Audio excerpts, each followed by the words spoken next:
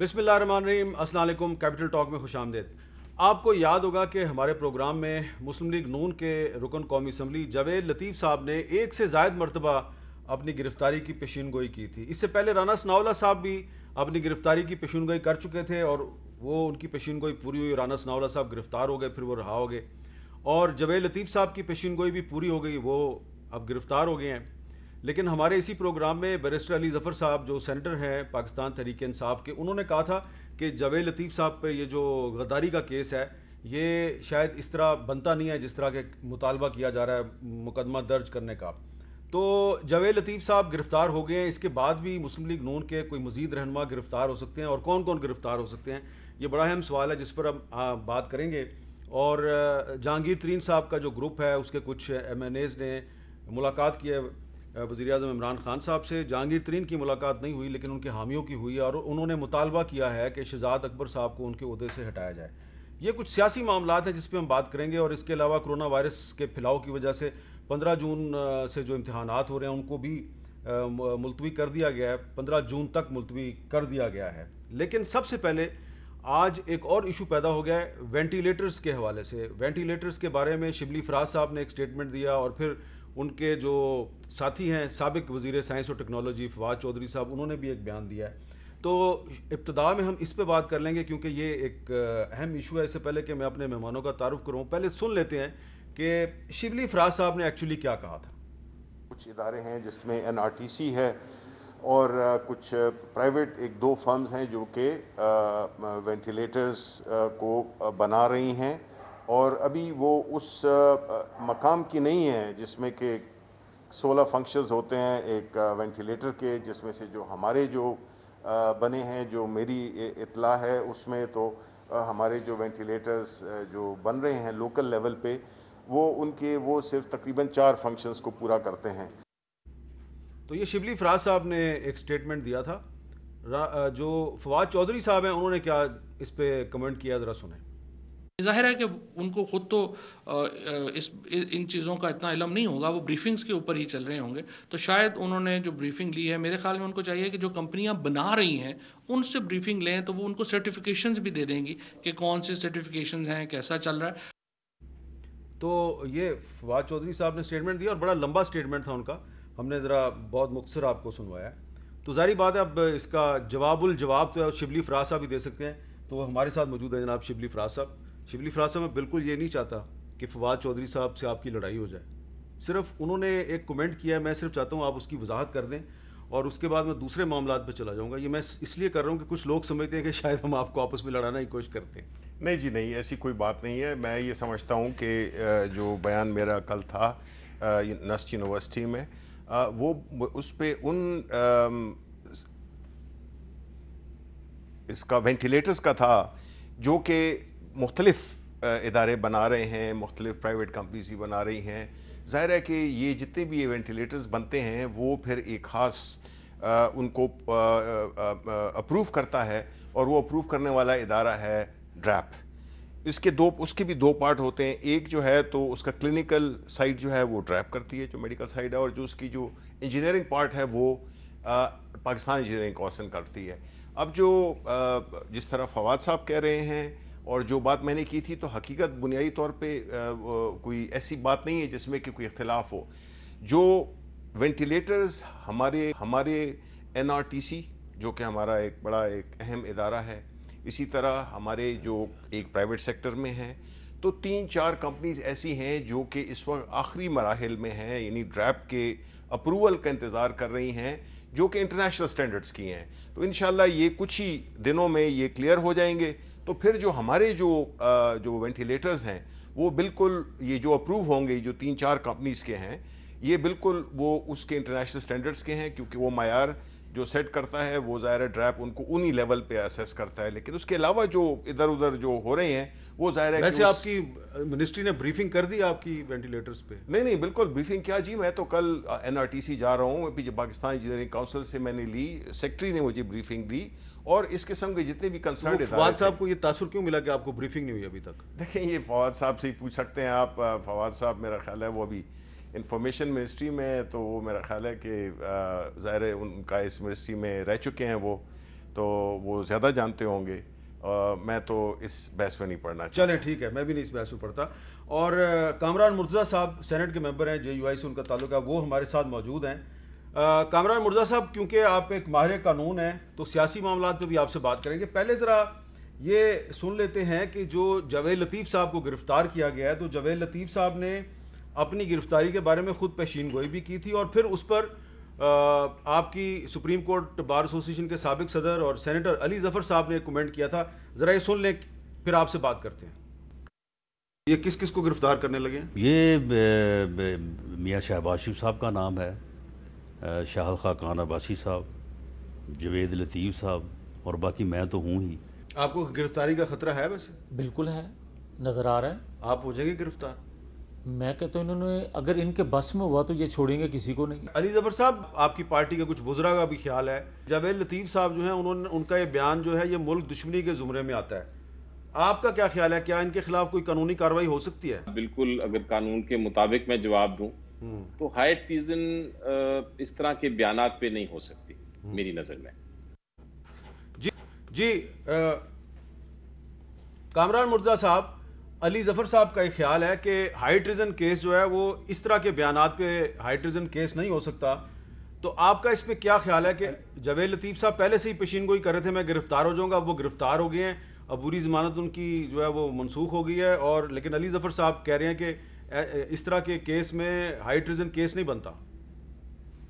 علی سے مکمل اتفاق کرتا ہوں، بالکل نہیں بنتا، زیادتی ہوئی ہے ان سے، یہ اس طرح سے نہیں ہوا کرتا، اور یہ اس طرح کے سیاسی بنیادوں پہ ہائی ٹریزن جو ہے نا وہ نہیں لگا کرتا۔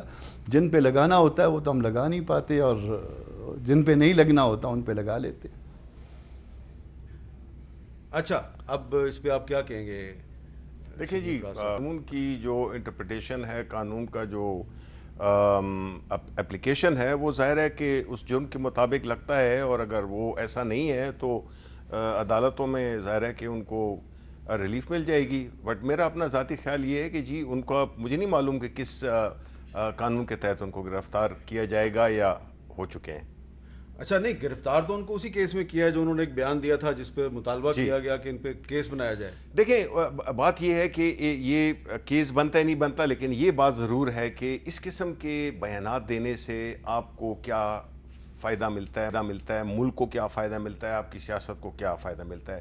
اگر آپ ایک خاص کسی آڈینس کو ایڈریس کر کے اور یہ اس طرح کے بیانات دینے لگیں، اور آپ مطلب ہے کہ MNA ہیں، ایک پولیٹیکل آپ کی افیلیشن ہے، تو میرا نہیں خیال ہے کہ اس طرح کے غیر ذمہ دارانہ بیانات دینے چاہیے، کیونکہ اگر کسی کے لیے جب بالکل وہ تو ہی تو پھر راجواڑہ بن جائے گا، مطلب ہے کہ کوئی کل کوئی کیا بات کرے گا، کیا تو کچھ ایک حدود و قیود تو ہونے چاہیے نا۔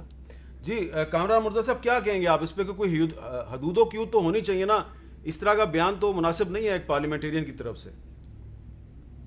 نہیں، دیکھیے اس میں اس کو آپ ملا کے آرٹیکل 19 کے ساتھ لے لیجئے، ان کو اظہار رائے کی آزادی ہے، اور اس میں جو کچھ انہوں نے کہا تھا میرا خیال ہے کہ وہ اس سے پاکستان کو کوئی نقصان نہیں پہنچتا، اور اگر کوئی ایسی بات کرتا بھی ہے تو اس کو جو ہے نا وہ سیاسی طور پہ جو ہے نا اس کو کسی نے اگر جواب دے دیا تو دے دیا، قانونی طور پہ اس کا کوئی جواب نہیں بنا کرتا، اور جو کچھ ان کے خلاف مقدمہ درج کیا گیا ہے، جو کچھ ان کو سبق سکھایا جا رہا ہے، یہ غلط ہے۔ یہ شبلی صاحب پوچھ رہے ہیں کہ جو ہے نا وہ شبلی صاحب پوچھ رہے ہیں کانسٹیٹیوشن کیا کہتا ہے؟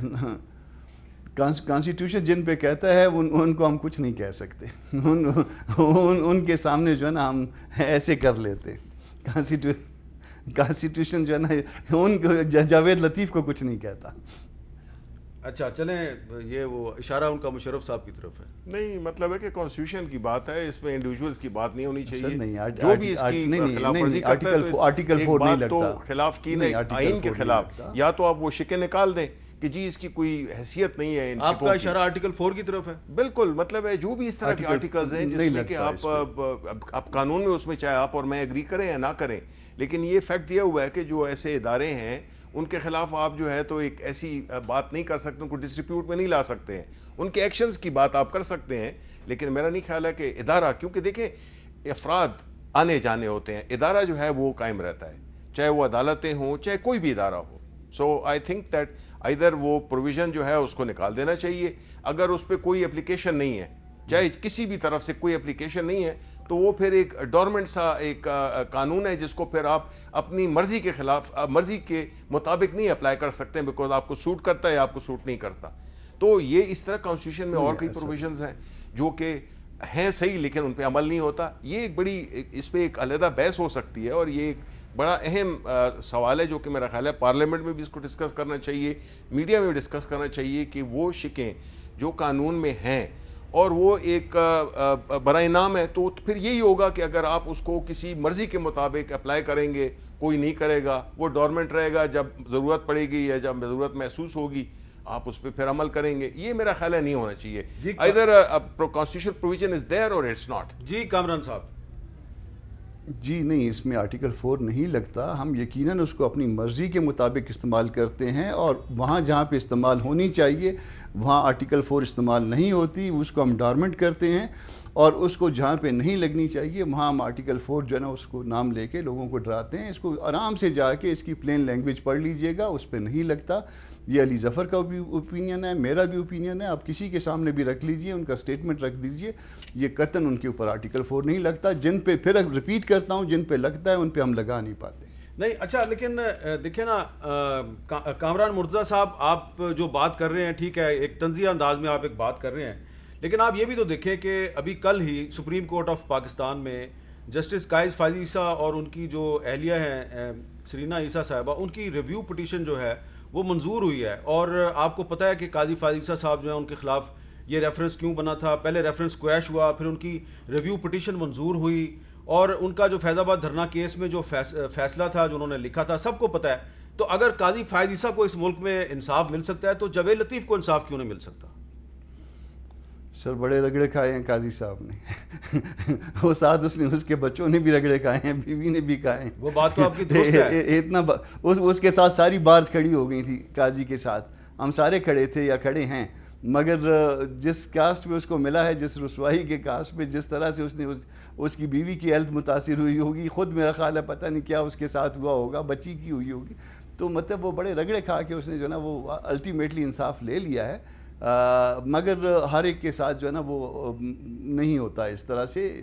جاوید صاحب کو مل جائے گا، مگر اس وقت تک جب جو کچھ اس کے ساتھ ہو چکا ہوگا، جو کچھ اس کے ساتھ اس کی فیملی کے ساتھ ہو گیا ہوگا، وہ میرا خیال ہے کہ پھر جاوید صاحب تو پھر بھی MNA ہیں یا ایک پولیٹیکل بیک گراؤنڈ ہے ان کا، مگر کوئی عام آدمی ہو تو وہ بیچارہ جو ہے نا وہ اس سے بھی بہت زیادہ رگڑے کھائے گا جتنا کچھ ہو سکتا ہے. وہ نہیں بات کر سکے. شبلی فراز صاحب، یہ ایک سوال بنتا ہے کہ قاضی فائز عیسیٰ صاحب پہ پہلے ریفرنس دائر کیا، ریفرنس کویش ہوا، اس کے بعد پھر ریویو پٹیشن میں وہ گئے، وہ جو فیصلہ تھا اس میں کچھ حصوں کے خلاف وہ بھی منظور ہو گیا. تو اس میں تو آپ کے جو ساتھی ہیں وزیر قانون فروغ نسیم صاحب بار بار اپنا وزارت چھوڑ کے عدالت میں جا کے کھڑے ہوتے تھے، آرگومنٹس کرتے تھے ان کے خلاف، پھر آتے تھے واپس پھر وزیر قانون بن جاتے تھے. آپ نہیں سمجھتے کہ یہ جو قاضی فائز عیسیٰ صاحب کی پٹیشن منظور ہوئی ہے اس کے بعد فروغ نسیم صاحب مناسب نہیں ہے وزیر قانون کے طور پہ بیٹھے رہنا؟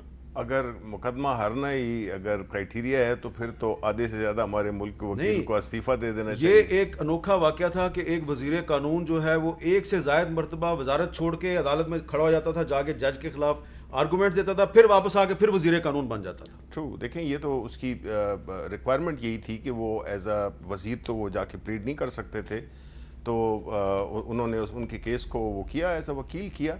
سو I don't know the details کہ کیا وجوہات تھیں جس کی وجہ سے وہی اس کو کر سکتے تھے. So I don't know, but the fact is کہ وہ اگر وزارت سے استعفیٰ دے کے وکیل بنتے تھے اور پھر وزیر بنتے تھے تو یہ میرا خیال ہے ایک اور کیس پہ بھی انہوں نے یہی کیا تھا، because maybe the government thinks or he thinks کہ ہی از دا موسٹ، وہ سب سے مناسب شخص ہیں. اچھا کامران صاحب، یہ آپ اس پہ کیا کہیں گے کہ یہ ایک روٹین میں ہے وزیر قانون صاحب جو ہیں وہ اگر ایک سپریم کورٹ کے جج کے خلاف اگر وکیل کے طور پہ پیش ہوتے رہے تو اس میں کوئی مذائقے کی بات نہیں ہے؟ یہ دنیا کی تاریخ کا شاید میرا خیال ہے پہلا واقعہ ہے کہ کوئی شخص جو ہے نا وہ کسی خاص مقدمے میں وہ ریزائن کرتا ہے اور اس کے بعد جو ہے وہ آ کے اس میں جا کے وکالت کرتا ہے، اور وکالت بھی اس وقت جب اس کا لائسنس سسپینڈ ہے اور وہ کنڈیشنلی جو ہے نا اس کو ریسٹور کرواتا ہے لائسنس کو، اور دین اپیئر ہوتا ہے، اور پھر جب اس کے بعد جب اس کا کام ختم ہو جاتا ہے تو اس کے بعد پھر اگین جا کے جو ہے نا وہ اگلے دن پھر وزارت کا حلف لے لیتا ہے. یہ میرا خیال ہے دنیا کی تاریخ کا یہ انوکھا واقعہ ہے. اس کا ایک بیک گراؤنڈ بھی ہے، اگر کہتے ہیں تو میں بتا دیتا ہوں. جو مجھے معلوم ہے وہ یہ ہے کہ یہ شاید جب کراچی میں یہ پریکٹس کرتے تھے اس زمانے کی کوئی جو ہے نا وہ پرسنل کچھ معاملات تھے، اور وہ پرسنل معاملات جو ہے نا وہ الٹیمیٹلی جو ہے نا اس کو وہ یہاں تک یہ معاملے کو لے آیا، جس میں گورنمنٹ کو بھی انہوں نے پھر خراب کیا اور پھر اس نہج تک پہنچا دیا. پھر الٹیمیٹلی تو اس کو انصاف مل گیا قاضی صاحب کو، مگر کیا ہوا اس میں کتنا وقت ضائع ہوا. سپریم کورٹ کی ڈویژن آپ کو نظر آئی، سپریم کورٹ جو ہے نا اس کی حیثیت جو ہے نا وہ آپ کو کم ہوتی ہوئی شاید بعض اوقات نظر آئی ہوگی. ہم تو سمجھتے ہیں کہ سب سے بڑی عدالت ہے اور سب سے محترم ادارہ ہے، مگر آپ نے کئی دفعہ یہ محسوس کیا ہوگا کہ سپریم کورٹ جو ہے اس کی حیثیت جو ہے نا وہ انڈرمائن ہوئی ہے. کوئی ایسا مناسب بات نہیں ہوئی ہے جو کچھ اس مقدمے میں، مگر اس مقدمے کے پیچھے جو لوگ تھے وہ اس کے اصل ذمہ دار ہیں. اچھا کامران صاحب، میرا خیال ہے کہ یہ معاملہ جو ہے اس پہ مزید بھی بحث کر سکتے ہیں، کیونکہ اب تو فیصلہ آ چکا ہے، تو جب فیصلہ آ جائے تو اس پہ ہم کافی بات کر سکتے ہیں. لیکن واپس ہم جائیں گے وہ جو جوید لطیف صاحب کی گرفتاری ہے کہ ان کی گرفتاری کے بعد مزید کون کون لوگ گرفتار ہو سکتے ہیں. اس پہ ہمیں جوائن کریں گے مسلم لیگ نون کے رہنما رانا ثناءاللہ صاحب ایک وقفے کے بعد.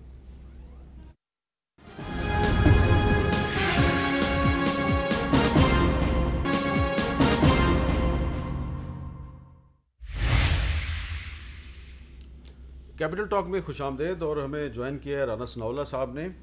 رانا صاحب، کچھ عرصہ پہلے جوید لطیف صاحب نے ہمارے پروگرام میں یہ پریڈکشن کی تھی کہ ان کو گرفتار کر لیا جائے گا. اس وقت تک یہ کیس ان پر نہیں بنا تھا، لیکن ان کو یقین تھا مجھے گرفتار کر لیا جائے گا. تو آج ان کی عبوری ضمانت منسوخ ہوئی کل، اور ان کو گرفتار کر لیا گیا. تو یہ بتائیں کہ اور کس کس مسلم لیگ نون کے رہنما کو گرفتار کیا جا سکتا ہے؟ دیکھیں، کیونکہ موجودہ حکومت جو ہے اسے باسوائے اپنے مخالف یا اپوزیشن کے لوگوں کو گرفتار کرنے، ان کے خلاف گھٹیا ترین انتقامی حربے جو ہے وہ بروئے کار لانے کے علاوہ اور تو کوئی کام نہیں ہے. میاں جوید لطیف صاحب کے خلاف اینٹی کرپشن میں بھی جو ہے وہ کارروائی چل رہی تھی. ان کی بوڑھی والدہ جس کی کوئی میرا خیال ہے 80 سال عمر ہے، اس کے خلاف ایک مقدمہ درج کیا، باقی فیملی کے لوگوں کے خلاف مقدمہ درج کیے. تو اسی طرح سے نیب میں ایک انکوائری ان کے خلاف جو ہے وہ ایسڈ بیونڈ مین کی جو ہے وہ چل رہی تھی، اس میں انہوں نے ہائی کورٹ سے بیل لی ہوئی تھی. تو اس وقت تو شاید ان کے ذہن میں یہ بات تھی کہ ان چیزوں میں گورنمنٹ جو ہے یہ کوشش کر رہی ہے نیب کے ذریعے سے، اینٹی کرپشن کے ذریعے سے، کہ ان کے خلاف کوئی نہ کوئی مقدمہ بنائے اور ان کو گرفتار کرے. اور یہ جو کام انہوں نے کیا ہے، یہ تو میر صاحب آپ یہ دیکھیں کہ کوئی جواز ہی نہیں بنتا کہ آپ صرف ایک آدمی جو ہے وہ پریس کانفرنس میں یا ٹاک شو میں جو ہے وہ کوئی بات کرے اور اس کے اوپر ہی آپ جو ہے وہ غداری کا مقدمہ جو ہے وہ قائم کر دیں، اور اس کی حب الوطنی جو ہے وہ اس کو جو ہے وہ انڈر کویشچن ہے. باوجود اس بات کے کہ میاں جوید لطیف نے جب اس بارے میں بات ہوئی تو انہوں نے باقاعدہ پریس کانفرنس کر کے اس کی وضاحت کی کہ میری بات سے جو مقصد لیا جا رہا ہے وہ بالکل غلط ہے. اور انہوں نے یہ بھی کہا کہ کسی اگر مگر کے بغیر پاکستان زندہ باد، پاکستان پائندہ باد.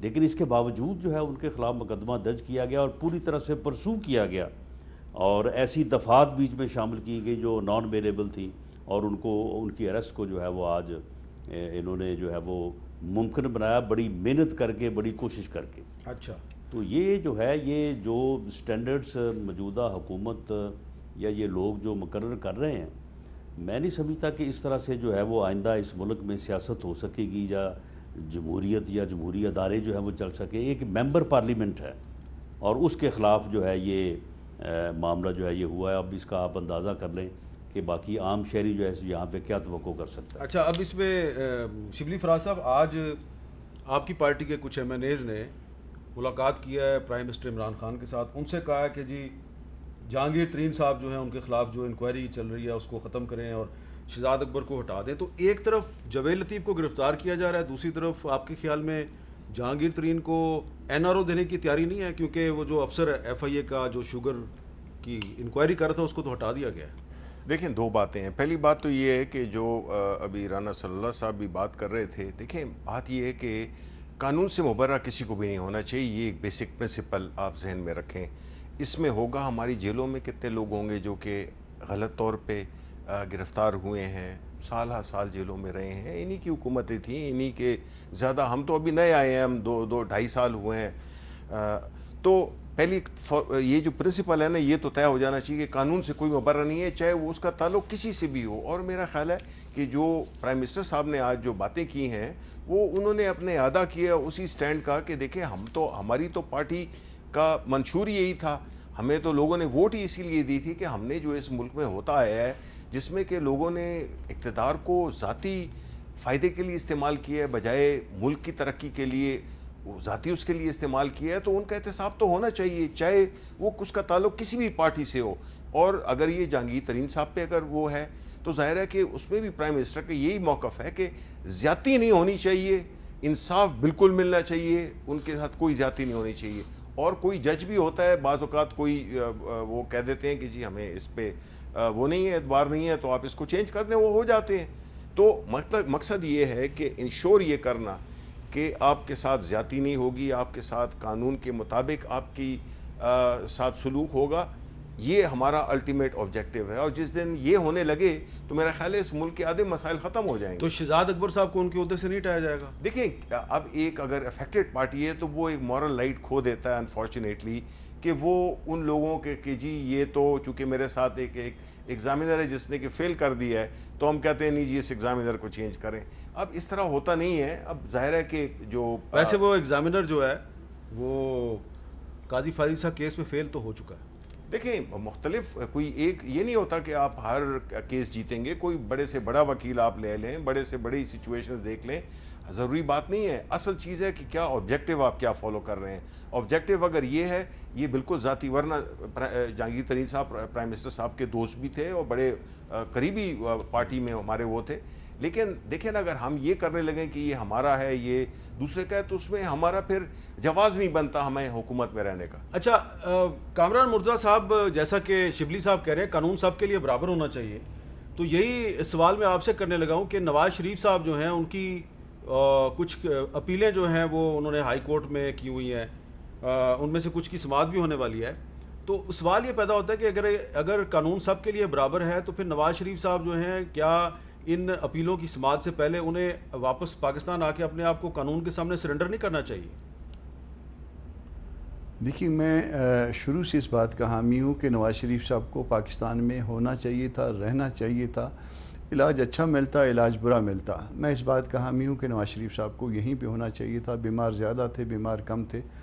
یہ ملک چھوڑ کے جانا، یہ ملک ہمارا ہے اور ہم نے یہیں رہنا ہے، یہاں جینا ہے، یہاں عزت کے ساتھ جینا ہے، یہاں پھر یہیں عزت کے ساتھ مرنا بھی ہے ہم نے. تو ہم نے کہیں پہ جانا نہیں ہے. جب ہم نے جانا نہیں ہے تو پھر کسی بیماری کے حوالے سے یا کسی اور حوالے سے ہم کو نہیں جانا چاہیے. اپیلیں ان کو فیس کرنی چاہیے تھی، ان کو سارے اس پروسیڈنگ میں پیش ہونا چاہیے تھا. الٹیمیٹلی انصاف مل جائے گا. ٹھیک ہے یہ جب جو کچھ ہو رہا ہے یہ غلط ہو رہا ہے، میں خود اس بات کا حامی ہوں کہ جو کچھ ان کے ساتھ ہوا وہ غلط ہوا، ان کے ساتھ زیادتی ہوئی ہے. مگر زیادتی کا مطلب یہ نہیں ہے کہ ہم ملک چھوڑ کے چلے جائیں، ہم منظر سے ہٹ جائیں، ہم پیچھے ہو جائیں. ہم دیکھیے ان کی رسپانسبلٹی آپ کی نسبت یا میری نسبت 100 گنا زیادہ ہے. ان کو لوگوں نے ایک پارٹی کا لیڈر بنایا ہوا ہے، وہ کئی دفعہ وزیر اعظم رہے ہیں، ان کے اوپر لوگوں کا اعتماد ہے، بلکہ اعتماد سے آگے اعتقاد تک بھی بات کر لیں تو ہو سکتا ہے. مگر ایک زیادتی پھر ان کے ساتھ ہونے جا رہی ہے. ان کی ایبسنس میں یہ کہا جا رہا ہے نیب کی طرف سے کہ ان کی ایبسنس میں جو ہے نا یہ اپیلیں سنی جائیں. یہ right from Muharram Ali case جو ہے نا یہ ایبسنس والا معاملہ جو ہے وہ ختم ہو گیا ہوا ہے. ایبسنس میں اس طرح سے نہیں ہوا کرتا. پتہ نہیں جاوید صاحب ہمارے ساتھ جب یہاں پہ کوئٹہ میں تھے تو بڑے رسپیکٹیبل تھے، بڑا اس میں اچھے طریقے سے معاملات چلتے تھے اور یہاں سے کوئٹہ سے جتنے بھی ججز گئے ہیں انہوں نے بڑی عزت کمائی تھی. مگر یہ جا کے اس طرح سے قانون سے ڈیویٹ کرنا خاص کسی ایک مخصوص کیس میں، یہ پورے صوبوں میں ہر صوبے میں یہ پریکٹس ہے کہ اگر کوئی فرض کر لیجئے جمپ کر جائے بیل سے تو معاملے کو ڈارمنٹ کر دیتے ہیں، اس کے perpetual warrant of arrest issue کر دیتے ہیں. کر دیجئے، وہاں تک قانون ہے. مگر ایبسنشیا میں جو ہے نا وہ نہیں سنا جاتا. ایبسنشیا میں ٹرائل کو گو کے پروویژنز ہیں، مگر اس کو سپریم کورٹ نے کہہ دیا ہوا ہے کہ نہیں ایبسنشیا میں جو ہے نا وہ ٹرائل نہیں ہوگا. تو جب ٹرائل نہیں ہوگا تو اپیل بھی نہیں سنی جائے گی، اپیل نہیں سنی جائے گی تو باقی چیزیں بھی نہیں سنی جائیں گی. تو اس طرح سے ان کے خلاف یہ معاملات جو ہے نا ان کی ایبسنس میں سنا جانا میرا خیال ہے کہ ان سے بہت بڑی زیادتی ہوگی. وہ میں ان کے کانڈکٹ کو میں وہ اپریشیٹ نہیں کرتا، وہ درست نہیں ہے، مگر اس کو بھی میں درست نہیں مانتا، یہ بھی غلط ہے. اس پہ رانا ثناء اللہ صاحب اس پہ کیا کہیں گے آپ کہ اگر نواز شریف صاحب نے واقعی عدالتوں سے انصاف حاصل کرنا ہے تو اس کا تقاضا یہ ہے کہ وہ پہلے پاکستان واپس آ کے اپنے آپ کو سرنڈر کریں قانون کے سامنے.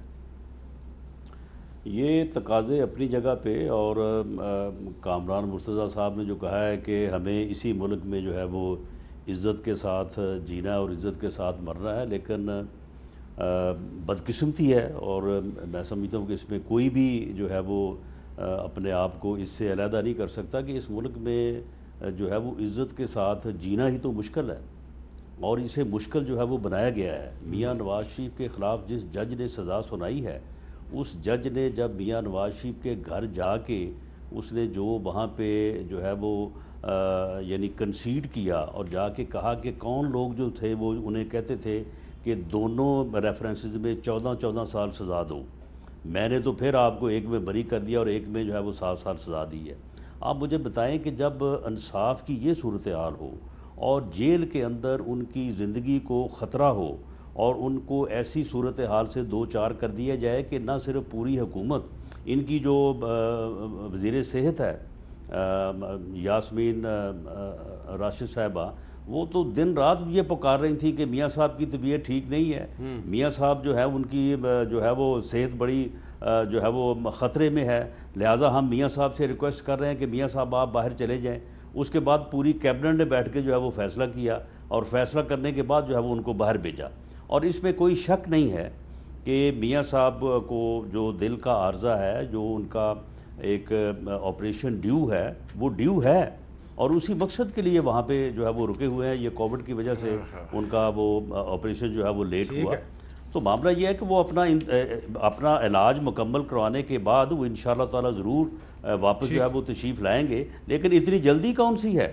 جس طرح سے آپ بڑے معنی خیز طریقے سے مسکرا رہے ہیں. اس میں کون سی اتنی جلدی ہے کہ جی وہ ان کی اپیلوں کے اوپر سماعت جو ہے وہ اسی وقت جو ہے وہ ہونی چاہیے. یہ باتیں سن کے کہ یہ کہہ رہے ہیں کہ اس ملک میں عزت سے جینا بڑا مشکل ہے. یہ کیا وجہ ہے؟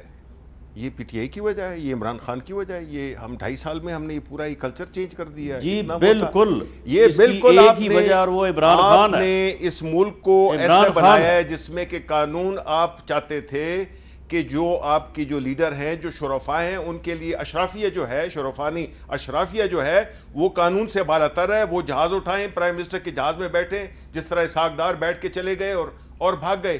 یعنی قانون کا ایک بھٹو تھا نا، بھٹو کو بھی آفر ہوئی تھی بھاگنے کی، لیکن بھٹو نے پھانسی پہ لٹک گیا، لیکن وہ ملک میں ہی رہا.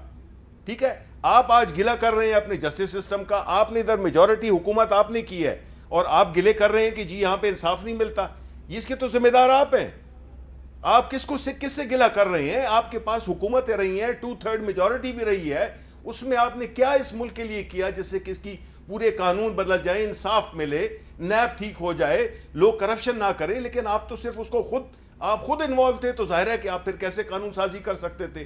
آپ اپنے خلاف قانون کیسے بنا سکتے تھے؟ جو کہ آپ نے نہیں کیا. آج وہی چیز آپ کے پلے پڑی ہے. ابھی آپ جو ہے کہہ رہے ہیں کہ اس ملک میں انصاف میں سے کوئی رہ نہیں سکتا. بڑے افسوس کی بات ہے رانا صاحب. جی ایک بریک لیتے ہیں. جی چلیں شبلی جی جلدی سے جواب دے دیں اپنا. آپ نے مان لیا کہ یہ سارا کچھ ہو رہا ہے، لیکن یہ بات یہ ہے کہ جو بابا رحمتے تھا، یا اب جو آپ نے یہ نیب کے چیئرمین کو یرغمال بنایا ہوا ہے، اس کی ویڈیو جو ہے وہ آن ایئر کر کے، اس کا کیا حل ہے؟ جب حکومت اور chief executive of the country جو ہے وہ جب ان چیزوں میں ملوث ہوگا، اس کے ہاتھ جو ہے وہ رنگے ہوں گے اس قسم کی ناجوازیوں میں، تو پھر وہاں پہ آپ سسٹم کو کیا آپ تانا دیتے ہیں؟ دیکھیں عمران خان کی کوئی ہاتھ رنگے ہوئے نہیں ہے، وہ ان رنگے ہوئے ہاتھوں کو رنگے ہوئے ہیں.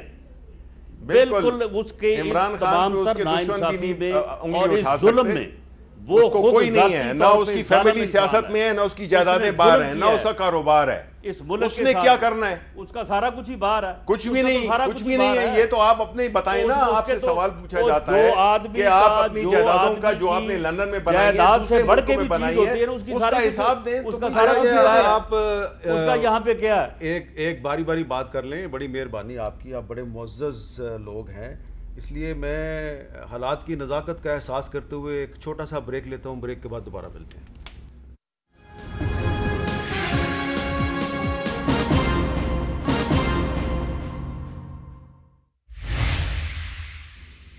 کیپٹل ٹاک میں خوش آمدید. شبلی فراز صاحب، 15 जून तक इम्तहानात मुलतवी हो गए हैं, और इसके अलावा क्या इकदामात हैं जो करने चाहिए हुकूमत को भी और आम लोगों को भी, क्योंकि जिस तेज़ी के साथ कोरोना वायरस फैल रहा है तो एहतियात तो सबको करनी चाहिए। जी, इसमें कोई शक नहीं है जी। देखें, ये बहुत अब मसलन हमारे जनूबी अजला में, कोहाट खैबर पख्तूनख्वा के उसमें लकी मरवत है, उसमें बहुत ज़्यादा हो रहा है। मर्दान को तकरीबन लॉकडाउन कर दिया गया है। इसलिए देखें, हमारे पास चॉइसेस कम हैं। जिस तरह आज प्राइम मिनिस्टर साहब ने कैबिनेट में भी यही कहा कि हम that is the last thing that we would like to do, क्योंकि लेकिन साथ ही साथ में फिर हमने ये भी देखना है, क्योंकि खान साहब को जो ज़्यादा फ़िक्र रहती है वो ये है कि कहीं लोग भूख से, उनको उससे ज़्यादा वो है। तो हम चाहते हैं कि जो पहली उसमें हमने डिसिप्लिन दिखाया था और एक SOPs को फॉलो किया था, हमें यही रिक्वेस्ट है कि लोगों से कि खुदा रहा जो है तो ये बहुत ही सीरियस है इस दफ़ा का, जिस तरह हम देख रहे हैं इंडिया में, जिसमें कि हमारी हमदर्दियाँ हैं, लेकिन ये है कि ये हम नहीं चाहते कि हमारे मुल्क में ये हो, खुदा न खास्ता। तो हमें इसकी बड़ी एहतियात करनी होगी, बिकॉज़ ये बहुत ही सीरियस इशू है और इसको हमें बड़े ही डिसिप्लिन के साथ, और इसमें कोई पार्टी, कोई सियासत, कुछ भी नहीं है। इसमें सिर्फ हमने अगर अपनी इकॉनमी को बचाना है, जो कि बड़ी मुश्किल से अपनी पटड़ी पे चढ़ी है, तो हम चाहते हैं कि ये इसमें अवाम कोऑपरेट करें। और ये ईद की भी मेरा ख्याल है कि 5 से 6 छुट्टियाँ होंगी, और इसी तरह। अच्छा, ईद की 5-6 छुट्टियाँ होंगी? जी बिल्कुल, बिकॉज़ वैसे भी लोग इतना काम पे नहीं आते हैं, लोग अपने अपने इधर चले जाते हैं। तो मकसद तो ये है कि जहाँ पे हम कोशिश कर रहे हैं कि हम लॉकडाउन ना करें, लेकिन ऐसी सूरत हाल में खुदा न खास्ता हमें मजबूरी हो जाए तो फिर वो करना पड़ेगा। अच्छा, कामरान मुर्तज़ा साहब, ये बताएं कि अदालतें जो हैं, मसलन लोअर कोर्ट्स हैं, हाई कोर्ट्स हैं, सुप्रीम कोर्ट है, तो अदालतें तो अपना काम कर रही हैं, तो इस सूरत हाल में जो वकला हजरात हैं और जज हजरात हैं, उन्हें क्या एहतियाती तदाबीर इख्तियार करनी चाहिए? देखिए, हमारे यहाँ तो एक तो हम SOPs पे अमल कर रहे हैं, और इसके साथ साथ जो अबव 60 थे, फिर उसके बाद अबव 50 वाले आए, तो इनको भी जो है ना, हमने जो जजेस और वकीलों के हवाले से उनको तो वो वैक्सीनेशन हो गई है या हो रही है। बाकी रहेगी पब्लिक जो है ना, वो थोड़ी सी गैर मोहतात है, उस तरह से उसको केयर नहीं कर रही। अभी तक जो है ना, ये उनका कॉन्सेप्ट क्लियर नहीं हो रहा है कि कोरोना जो है वाकई है या नहीं है। हमारे यहाँ तो है, अभी तक कोरोना तो है, वो तो हमारे यहाँ लोगों हकीकत है, मगर लोग नहीं इसको मान रहे अब तक। अच्छा, चले, ये इशू आ रहा है। एक मिनट मैं राना सनाउल्लाह साहब से पूछता हूँ। राना सनाउल्लाह साहब, कोई सियासी सवाल नहीं कर रहा, ये बताएं आपके ख्याल में कोरोना वायरस एक हकीकत है, और अगर हकीकत है तो लोगों के लिए आपका क्या पैगाम है? मेरा ख्याल ये है कि हुकूमत से ज़्यादा अपोजिशन का पैगाम जो है वो ज़्यादा मौसर होगा इस मामले में। देखें, कोरोना एक हकीकत है और इसमें इसके अलावा और कोई चारा नहीं है कि SOPs के ऊपर पूरी जो है वो तवज्जो के साथ अमल किया जाए। अब दूसरा ये है कि लोगों के ऊपर तो गवर्नमेंट ने जो अपनी पॉलिसी नाफिज करनी होती है, उसमें होता ये है कि गवर्नमेंट जो है वो अपोजिशन के साथ भी बात करती है, लोगों के साथ बात करती है, कारोबारी लोगों को बीच में शामिल करती है।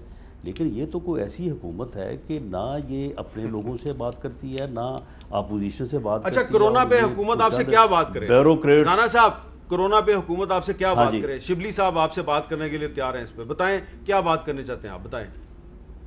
ये इनको सबसे पहले तो ये है कि इनको जो लोगों को अवेयर करने की कैंपेन है, इसमें इनको अपोजिशन को साथ शामिल करना चाहिए। तो ये अभी कर लेते हैं, एक आवाज नहीं, ये शामिल हो गए। अपील करें साहब का मुझे आप एक अपील करें, बात ये है, आप अभी एक अपील करें आवाम को, मैं इनसे तायद करवा देता हूं। आप एक अपील करें, मैं तायद करवा देता हूं। देखिए, हमने मेरे अपील करने और शिबली साहब के अपील करने से देखें, ये बात आपकी अपील राना साहब, आपकी अपील बड़ी मौसर होगी। नहीं, सुन तो लेना, क्यों सुन तो ले, आपकी अपील क्यों मौसर होगी? इसलिए कि आपकी पेशीन गोइयां सही साबित होती हैं। आप कहते हैं मैं गिरफ्तार होने वाला हूं, आप गिरफ्तार हो जाते हैं। अब आप कह दें अवाम को कि ये कोरोना जो है ये आपकी जान ले सकता है, उनको आपकी बात पे यकीन आ जाए।